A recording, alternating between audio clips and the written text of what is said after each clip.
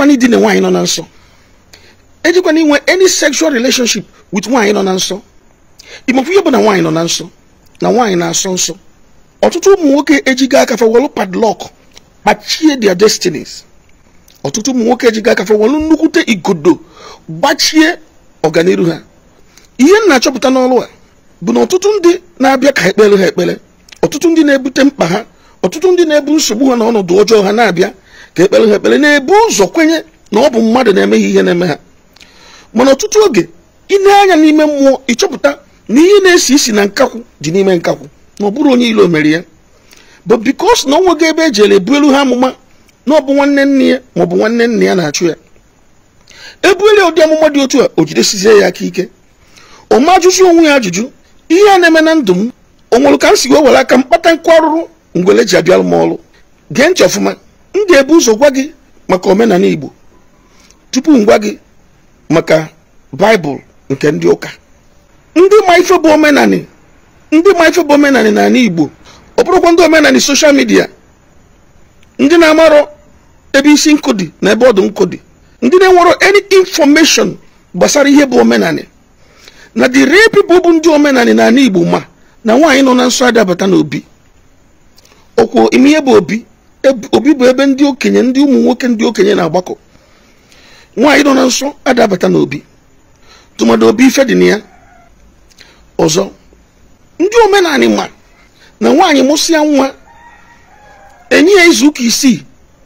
because n'ihe so ọmụmụ nwa ka na-apụ ya n'arụ, a ga-enye ya ohere.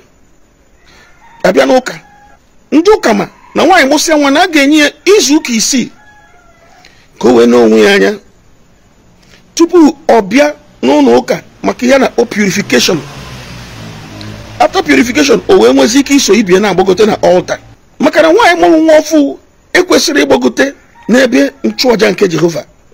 Otu ọ dị n'omenala Igbo ka ọ dị n'ụka. Ihe a bụ nsọ onye ọbụla na-asọ, ma ndị omenala Igbo, ma ndị ụka Alakụba, ndị Muslims, ma ndị Judaism, ma ndị ọfụrụ ya bụrụ. Ihe a bụ nsọ onye ọbụla na-asọ. Mana ọ bụla nwere ekụziri gị ihe dị otu a, ị nwere ike na-eri nnụnụ mmụọ, emesịa ọ na-enye gị nsogbu n'ọnọdụ ọganiru gị. And ihe dị otu a na-eme na ndụ gị, ị nwere ike ime ama ebe ihe na-eme gị si abịa.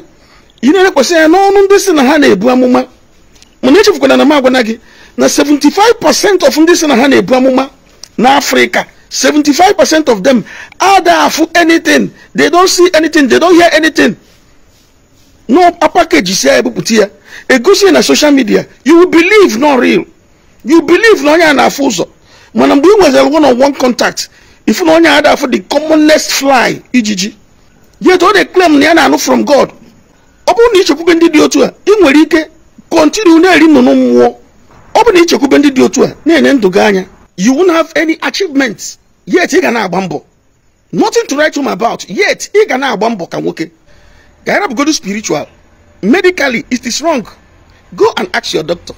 N'agbanyeghị na ụfọdụ ụmụ nwaanyị bụ oge ahụ ha nọ na nsọ ka ha ji achọ ka ha na di ha na-anọ. Madam, di gị pụgodo ilo ṅụsịa mmanya bata, mmanya na-egbu ya, o wee bịa ka ọ bịa rụba ọrụ ezinụlọ, o wee bụ na ị nọ na nsọ. Madam, chọọ ihe ị ga-eme di gị ka ọ lara ụla ma ọ bụ na ị fụrụ ọganiru ya n'anya. Nke a bụrụ ka anyị wee mee ụmụ nwaanyị ka ha dị ka ndị a na-asọ asọ. Kama na nwaanyị ọbụla fụrụ di ya n'anya, nwaanyị ọbụla fụrụ nwoke ya n'anya, kwesịrị ka ọ marụ na nwoke inwe mmekọ ya na nwaanyị nọ na nsọ so n'ihe na-agbachi ọganiru ndị mmadụ. Ọ dị ka ebe mmadụ dinere nwanne ya nwaanyị, ma nwanne ya n'afọ nne maọbụ na nna, maọbụ cousin, maọbụ nwanne ya na ụmụnna, ya bụ kindred. Anyị akụzighị ihe gbasara nke a na mbụ, na mmadụ ọbụla ya na nwanne ya nwere mmekọ nwoke na nwaanyị, na mmadụ ahụ ewerugo aka ya were igodo gbachie ọganiru ya. Ọ dịkwa na nwoke ji eje di na nwunye mmadụ, nwunye nwoke ọzọ, ụzọ ya koji aka ya gbachie. Ihe ndị a ka anyị kụzigo na videos ndị gara aga, mana ebe anyị nọ taata bụ nwaanyị nọ na nsọ. Na Baịbụl nke ị na-agụ na Leviticus chapter 20 verse 18, ọ sị na nwoke ọbụla mekọtara jee di na nwaanyị nọ na nsọ kwesịrị ka aka ọtọ ya off. Apart from Leviticus chapter 20 verse 18, there are so many places okwu Chineke dọrọ gị aka na ntị sị gị ka ị gara inwe mmekọ gị na nwaanyị nọ na nsọ, na ọ ga-eme gị ka ị dị unclean. ihe na-akụzi ya abụrụ ka m wee kpasuo ọnụma ndị bụ nwaanyị kama na ọka anyị wee neba anya n'ebe mmiri si aba n'opi ụgbọgụrụ na so many people nwere nsogbu na-eje ụka na-eburu ha amụma na-eje dibịa na-agbalụ ha afa amara na ihe na-esi isi na nkakwụ bụ n'ime nkakwụ ka ọ dị ege m ntị ọfụma nsị na ọtụtụ ndị mmadụ bụ ndị na-enwe nsogbu na biznes maọbụ n'ihe ọbụla ha na-eme o nwere ebe ntinyere aka na-aga aga ihe ọbụla ntinyere aka kpochie ebe ọbụla ntinyere aka ụzọ akpochie pastọ ebugolu gị amụma na ọbụ onye ilo na-achụgharị gị maọbụ nọ ndị ilo na-achụgharị gị dibịa gbagolu gị afa na ọchụ ụwa gị na-ewe iwe na ịgbakọtara ya azụ na onye ụwa gị si na ị ga-akpọbata ya n'ụlọ na ndị mmiri si na ị ga-abịa setụlụ aha na ndị amụsụ na-enye gị nsogbu na agwụ ikwu nne gị na-eme gị maọbụ na agwụ ikwu nna gị na-eme gị ọ jụkwana gị ma o nwere ka isi mee misteki di na nwaanyị nọ na nsọ maka ọ na-agbachi ụzọ and ọ gbachie ụzọ gị eche nọ ndị ilo na-eme gị ama na ihe na-esi isi na nkakwụ dị n'ime nkakwụ achọrọ m ka onye ọbụla ghọtaghị ihe nkụzi a maka na o nwere ụmụ nwanne anyị ndị nwoke tụmadụ ndị ka na-eto eto anyị chọrọ isi na anyere aka maka ibe na WhatsApp messages ibe na WhatsApp na my WhatsApp messages eju ndị n'obodo oyibo ụfọdụ nọ Europe ụfọdụ nọ UK ụfọdụ nọ US ụfọdụ nọ Asian countries ụfọdụ na African countries ị ga-ekata problem ụmụnne anyị nọ n'ime ya o nwere ndị nke ị ga na-ege nsogbu ha nọ n'ime ya ha nwa a na-eme ka ikweta nọọ ndị ilo na-achụgharị ha mana inyozi anya n'ime mmụọ ịchọpụta na ihe na-esi isi na nkakwụ dị n'ime nkakwụ ọ bụrụ ndị ilo mere ya ịma na ụfọdụ amarọ na ihe dị n'ọbara esika mgbe ị jere jee wepụ afọ ime ihe dị n'iwepụ afọ ime ya bụ nke a kpọrọ abortion ihe dị n'iwepụ afọ ime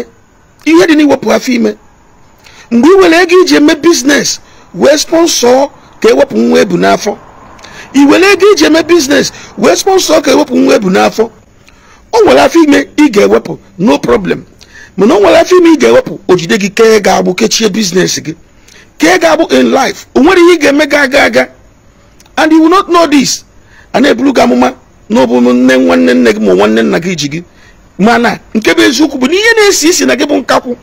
bụ n'ime gị bụ nkakwụ ka ọ dị onye o ji dị mkpa ka anyị metụ nkụzi a aka nwantịntị maka ọnọdụ ọjọọ ebugharịgo ọtụtụ ụmụnne anyị ụfọdụ ejego na ndị ụka rie na ha aka n'ime ha ga-ebido isi gị gbaa kaadị agwakwa gị n'ebe ọ bụla ijele ekpere ewesị na ị ga-agba kaadị maọbụ na ị ga-akwụ ego ole dị otu a tupu gị na man of God ma woman of God enwe one on one agwakwa gị na ije ebe dị otu a inweta onwe gị ebe dị otu a ma na ịbago moto ndị ori one chance I say it without apologies otu a ka ndị dibịa na ndị eze nwaanyị jikwa ju everywhere ọ na-agwa gị n'ọchụ ụwa n'onye ụwa onye nọrụgo ụwa agụụ na-egbu ya agụụ gburu onye nọrụgo ụwa ndị ga-aghọta nke a nke ọma bụ ndị a gwara na ha ga-enyechi ụwa ha nri ha enyegochi ụwa ha nri yet ihe na-eme ha ka na-eme ha agwa na ha ga-alụ agwụ ha alụgo agwụ yet ihe na-eme ha ka na-eme ha agwa na ha ga-esetụrụ ndị mmiri ha esetụrụgo ndị mmiri yet ha ka nọkwa ebe ha nọ agwa na ha ga-ekpu ndị amụsụ ha ekpugokwa ndị amụsụ yet nothing has changed. Now it is time to ask yourself a question. Ọnwa mgbe ka bụ ihe na-amara akpụ isi ka ọ bụ agụba bụ ihe na-adịrọ nkọ chetakwa na nkụziri gị oge gara aga si igbuso ọbara ọkụkọ naanị kpochie ya aja onye gburu ọkụkọ gbuso ọbara ọkụkọ naanị ya kpochie ya aja maka na ihe dị n'ọbara erika mana so many people amarụ ekpere mbụ na Chineke ga-enye onye ọbụla nwetara this video deep understanding, most especially our young men. Inwe nwanne nwoke tag ya na this video, inwe di tag ya na this video. Onye a na-agwa gị na business ya ada aga onye a na-agwa gị na ebe ọ bụ na o tinyere aka okpochie ya etu o mechaghị ihe niile ndị amụma gwara ya mee no changes, o mechaghị ihe ndị dibịa gwara ya mee no changes, tag ya na this video. Onye a na-agwa gị na ihe ndị ọzọ na-eme succeed na ya otinye aka na ya okpochie onwe nsogbu,